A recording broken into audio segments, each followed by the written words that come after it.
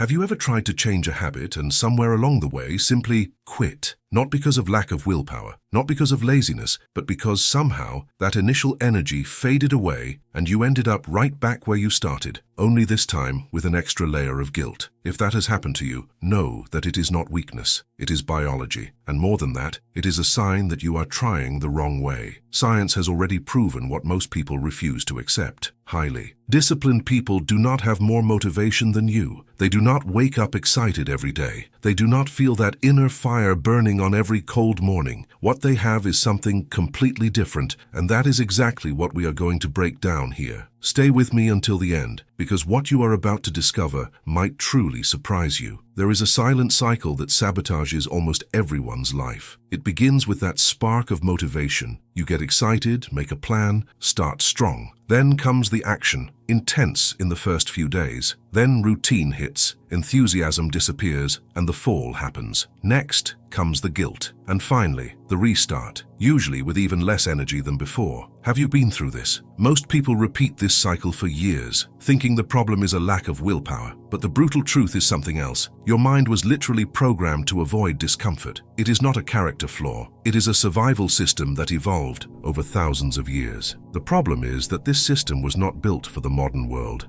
and as long as you depend on emotion to act, you will keep losing to your own impulses. Miyamoto Musashi, one of the greatest warriors the world has ever known, wrote something that sounds simple but carries enormous weight. Action does not wait for feeling. Today, we live in a culture that glorifies inspiration, that celebrates those who follow their heart, that romanticizes that magical moment when motivation appears out of nowhere. But warriors, in the broadest and most real sense of the word, act even without feeling anything. They act in exhaustion. They act in doubt. They act in silence, because discipline is not born from emotion. It is born from forced repetition, from the movement that happens before any desire arises. This changes everything, because if discipline were about motivation, all you would need is the right playlist, the perfect motivational video, the phrase that gives you chills. But if discipline is about repetition, about building patterns that are independent of your mood, then the game changes completely. The question is no longer, how do I feel motivated, and becomes something far more powerful, far more profound. And it is exactly that question that opens the door to what you will see next. The real mechanisms that build an unshakable mind, one that resists chaos, discomfort, and the pressure of daily life. These are not miracle techniques. These are not productivity hacks. It is something that neuroscience and the philosophy of warriors have shared for centuries, and that almost no one is applying the right way. And before moving forward, I need to pause for a second, not to interrupt the reasoning,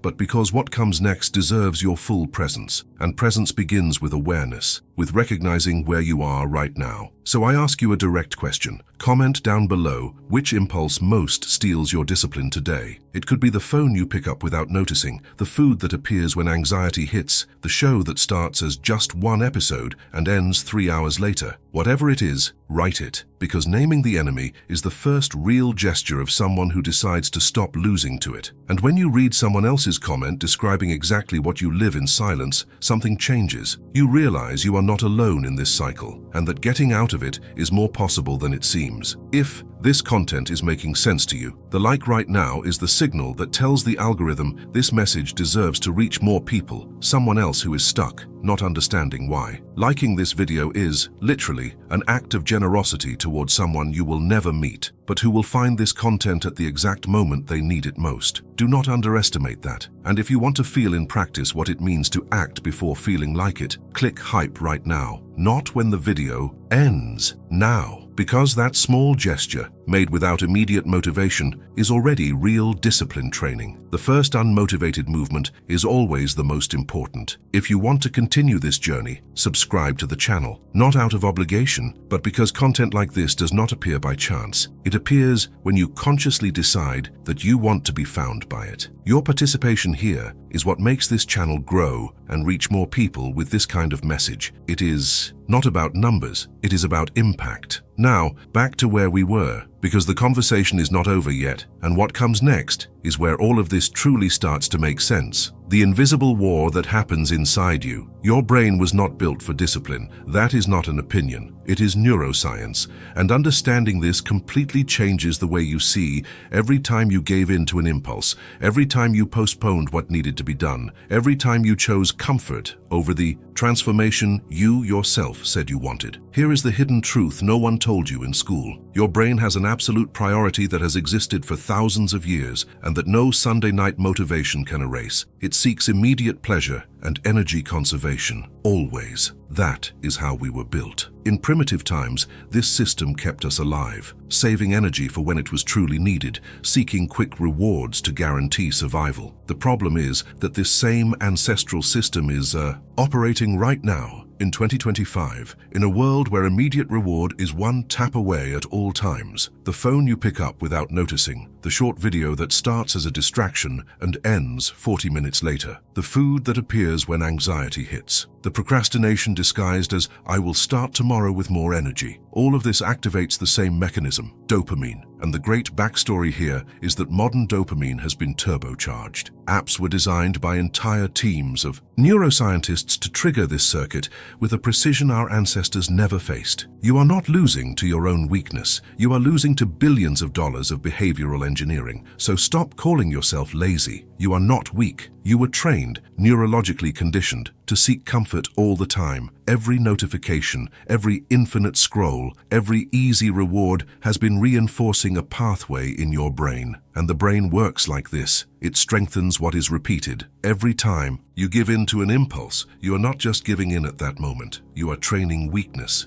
You are paving a little more of that neural road that leads straight to the comfort zone. On the other hand, and here is the point that changes everything, every time you act, despite the resistance, every time you make the move, even without the will, you are building self-control at a neural level, literally reformatting the circuits of your brain. This has a name in neuroscience, neuroplasticity. The brain's ability to reorganize itself based on your repeated choices. It is not a metaphor, it is biology. And it is the same logic that explains why someone who has never exercised feels that absurd resistance in the first few days, and why, weeks later, the body begins to crave the movement. The path was opened, the pattern was installed. The repeated decision became structure. The real discipline journey does not begin with motivation. It begins with the understanding that you are at war, with an internal system that was conditioned against you, and that the only way to win that war is through repeated action, even when everything inside you is screaming to stop. It was exactly about this that Miyamoto Musashi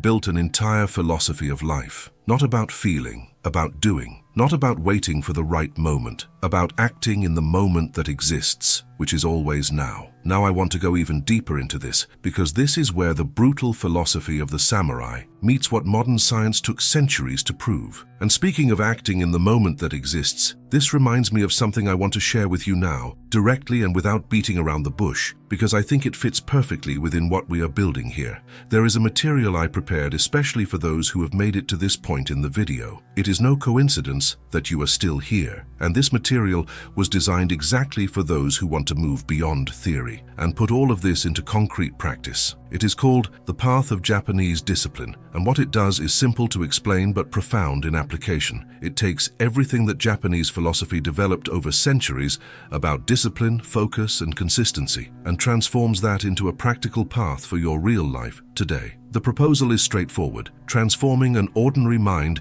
into a disciplined, focused, and unshakable one, capable of acting every day, even when motivation fails, even when exhaustion weighs heavy, even when no one is watching. Because it is exactly in those moments, when no one sees, when nothing pushes, that a person's true character is formed. This method teaches how to eliminate procrastination in a structural way, how to master unstable emotions without depending on willpower, and how to build that quiet consistency that does not show up on social media but shapes permanent results. It is not passing enthusiasm. It is the construction of the mental strength that sustains those who truly make it, and more than 1 million people have already walked this path. If it makes sense to you, take a look at the material I left below in the description. This content may be taken down at any time, not as pressure, just the reality of how this type of material works. It is here in the description, but I may take it down in the next few days, so if it is useful to you, take advantage of it while it is still available. This material complements everything we are talking talking about here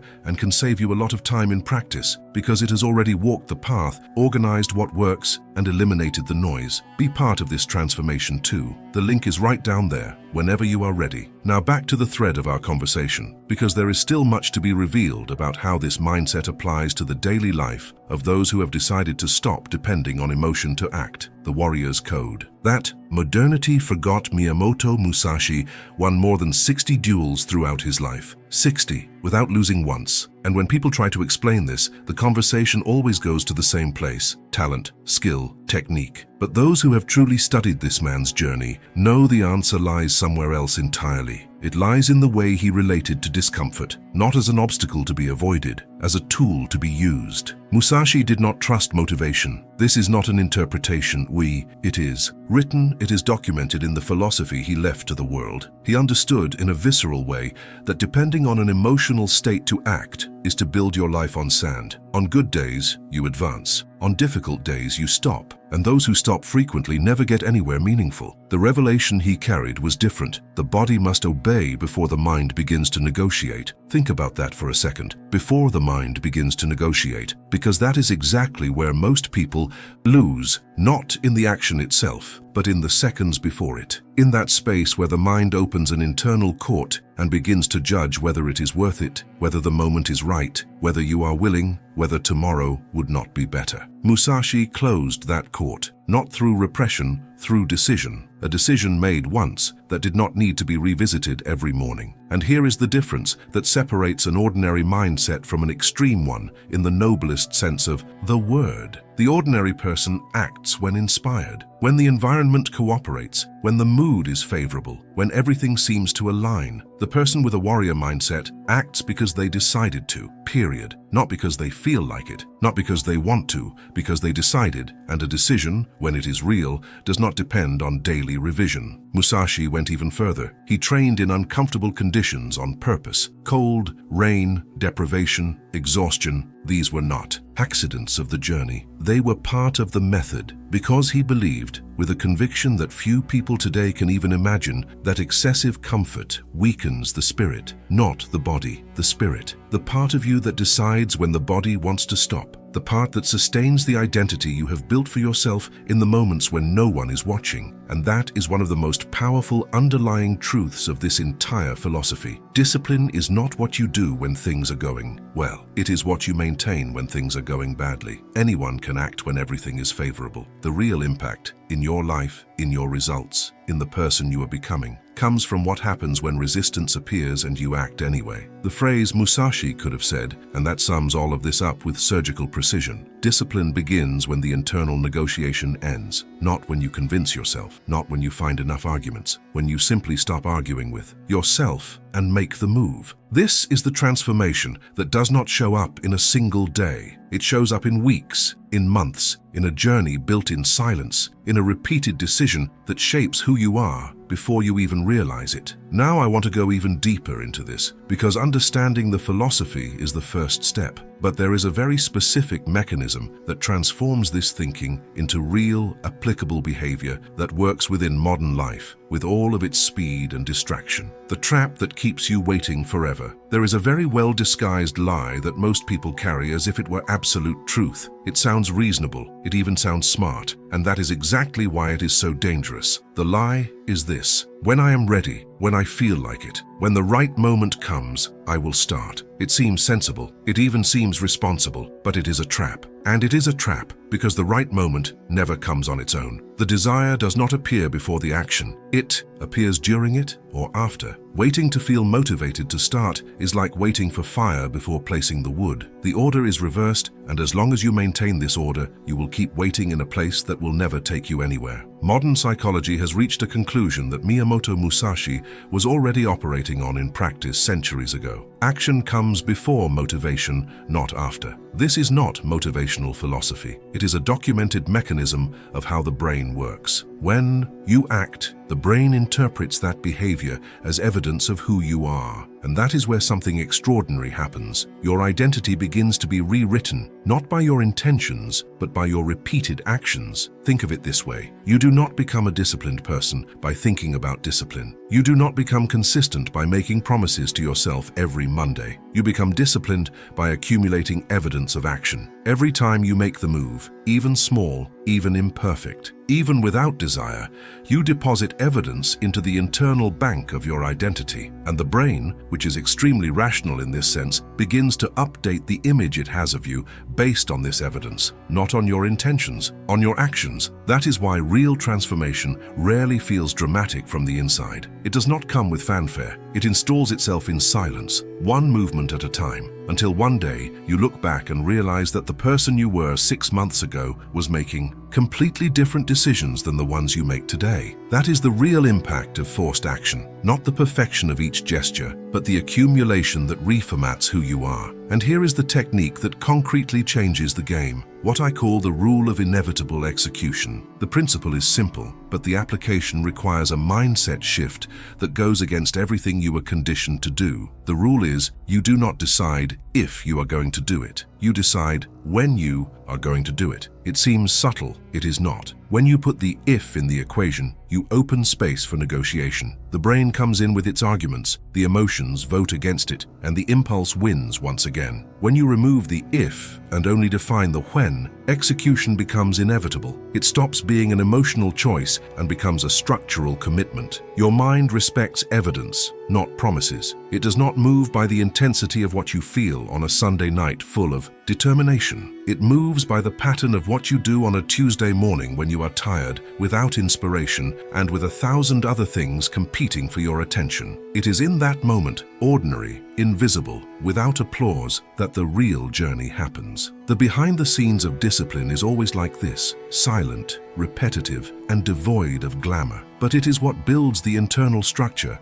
that no external collapse can bring down. Now I want to go even deeper into this, because there is a silent enemy that works every day against everything you are building, and that most people can never clearly name. The invisible poison that is destroying your mind. There is a hidden truth that almost no one notices, and it is silently shaping your personality every single day. The problem is not just a lack of discipline. The problem is that the modern world was built to weaken your mental resistance. Everything around you was designed to capture your attention, accelerate your impulses, and turn you into someone who reacts all the time but rarely controls their own mind. Think about this for a moment. You pick up your phone just for 5 minutes, and when you realize it, you have lost nearly an hour consuming stimuli without even remembering clearly what you saw. Your brain receives small doses of pleasure all the time. Quick videos, notifications, easy food, instant entertainment. It seems harmless, but the impact of this is brutal, because every time you accustom your mind to immediate pleasure, your tolerance for effort decreases, and that is where many people collapse. They want to build focus, consistency, self-control, but they live surrounded by comfort and distraction. It is like trying to strengthen a muscle without ever putting weight on it. There is no transformation without resistance. Miyamoto Musashi understood this in an almost frightening way. He believed that excessive comfort made the spirit weak. That is why he trained in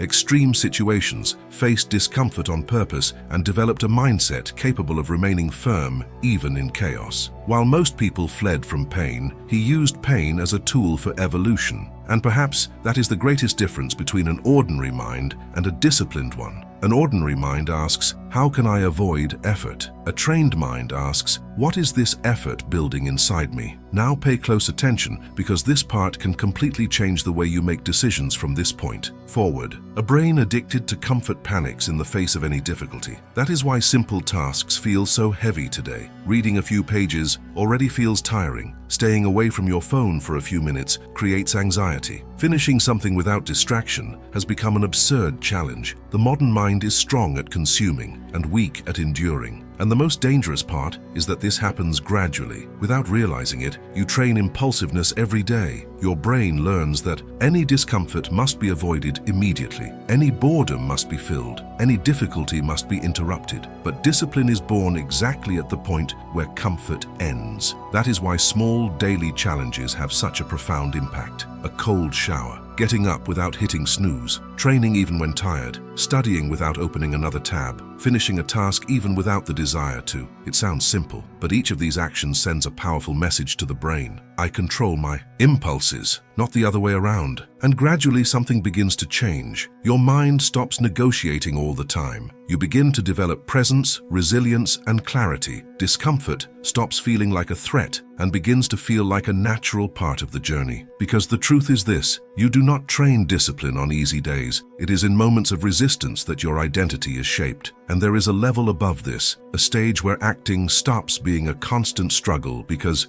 discipline begins to become part of who you are. Comment below, I choose discomfort. The moment you stop fighting and start being. There is a point in the journey of anyone who decides to truly build discipline that no one warns you will come. And that, when it arrives, quietly changes everything. It is not a dramatic moment. There is no cinematic turning point. It is subtle, almost imperceptible, but it is real, and it is the point where everything transforms. In the beginning, discipline hurts. That is honest and needs to be said. Every movement against the impulse costs energy, costs attention, costs an internal negotiation that exhausts you. You wake up and have to convince yourself. You start and have to hold yourself back. It is heavy, it is uncomfortable, and it is exactly as it should be, because you are breaking patterns that were years in the making inside you. Then comes habit. The friction decreases. What once required force begins to require less. The movement that seemed impossible starts to seem normal. Not easy necessarily, but normal. And normalcy in this context is an enormous victory, because when something becomes normal for you, it no longer depends on your emotional energy to happen. And then comes the third stage, the one that few reach, not for lack of ability, but for quitting too soon. Discipline becomes identity. You stop being someone who tries to be disciplined and become someone who simply is. The difference seems semantic.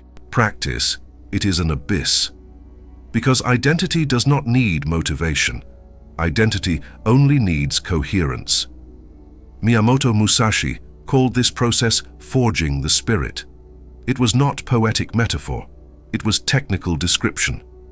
Just as steel is thrown into fire, hammered, folded, cooled, and repeated until it reaches a hardness that no external pressure can break. The human spirit goes through the same process when subjected to conscious repetition and voluntary discomfort.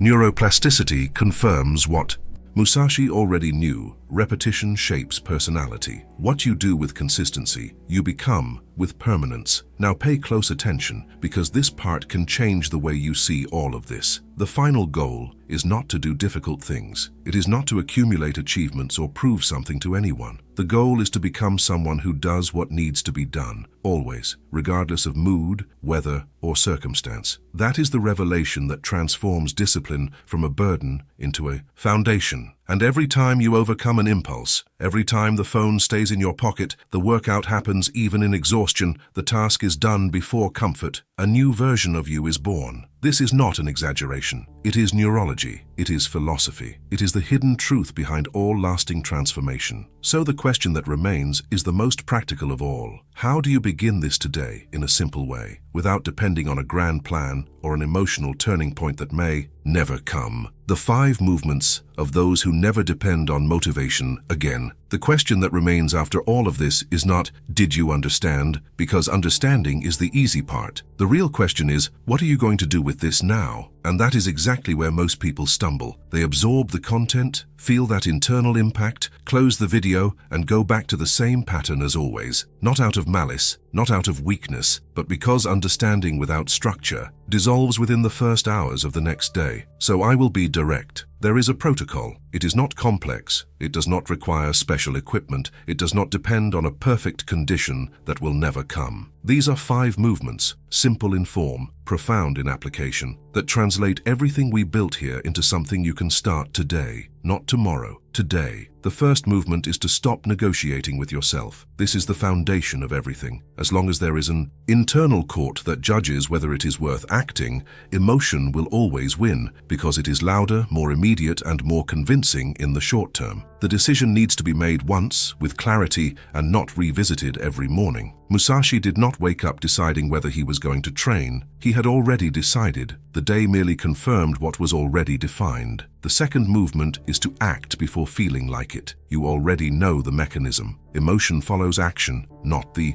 other way around. The movement comes first, even small, even imperfect, even in exhaustion. The revelation here is that you do not need to be ready. You need to be in motion. And the feeling of being ready appears during the process, never before. The third movement is to eliminate weak stimuli from your environment. This is the part no one wants to hear, but which has a brutal impact on results. Every notification you allow, every distraction you keep nearby, every easy dopamine stimulus you keep accessible is directly competing with your ability to focus and exercise self-control. Less distraction is not just comfort, it is mental control. The environment you build around yourself decides, in large part, who you are able to be within it. The fourth movement is to train discomfort daily. It does not need to be grand. It can be waking up without hitting snooze. It can be cold water at the end of your shower. It can be sitting down to work before checking any social media. These are small battles, invisible to the world, enormous for your mind. Because every time you face discomfort and act anyway, you are proving to your own brain that you are capable of enduring resistance. And a brain that knows it can endure resistance makes completely different decisions from one that has always fled from it. The fifth movement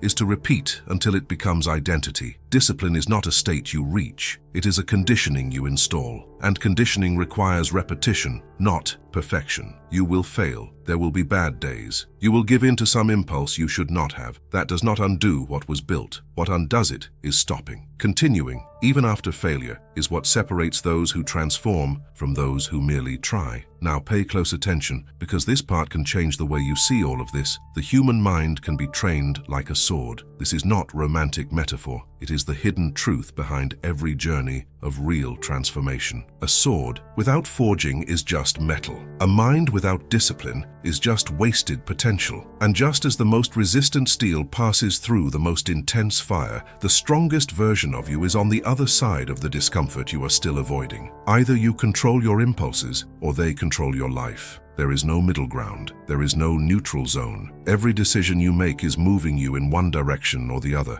building one pattern or reinforcing another, bringing you closer to who you want to be or pushing you further away. And it is exactly at this point that the most important question of this entire conversation arises, one that goes beyond the protocol, beyond the technique, beyond any step-by-step. If you have made it this far, you are already different from most people. Not because you watched a video, but because most people click, consume, and move on to the next thing without letting any of it truly land. You stayed, you processed, and that in itself is already a gesture of discipline. So let that be registered in the comments. Write down here below. Discipline is my path, not for me, for you. Because declaring something publicly is one of the most powerful commitment triggers psychology knows, and you just learned enough to know that is not a minor detail. If this video made sense to you, leave a like now, not as a favor, as a signal that this type of content is worth your time, worth your attention, and deserves to reach more. People who are going through the same cycle you have already recognized in yourself. One click from you could be the right video at the right time for someone who needs to hear exactly what you heard today. And the hype button, click it now. You know why? Because you just spent several minutes learning that action precedes emotion. That movement comes before desire. That those who act despite resistance are training themselves in real time. The hype is exactly that in practice. A small gesture without great emotional reason made because you decided to. It is almost symbolic, and symbols, when repeated, become identity. If this content makes sense to you, subscribe to the channel, because the next videos will shake your way of thinking even more. Each piece of content here is built with the same intention, to give you real tools with depth without false shortcuts. This is not entertainment, it is a journey, and journeys are taken alongside those who are heading in the same direction. And speaking of in-depth material, if you have not yet seen The Path of Japanese Discipline, which I mentioned during the video, take a look in the description. It deepens everything we touched on here in a practical, direct, and powerful way. More than 1 million people have already walked this path. It may be exactly what is missing from your journey right now. It is in the description. Take advantage of it while it is still available. There is a video right here on the side that directly complements this topic. Click and continue with me over there, because what comes next will make all of this make even more sense.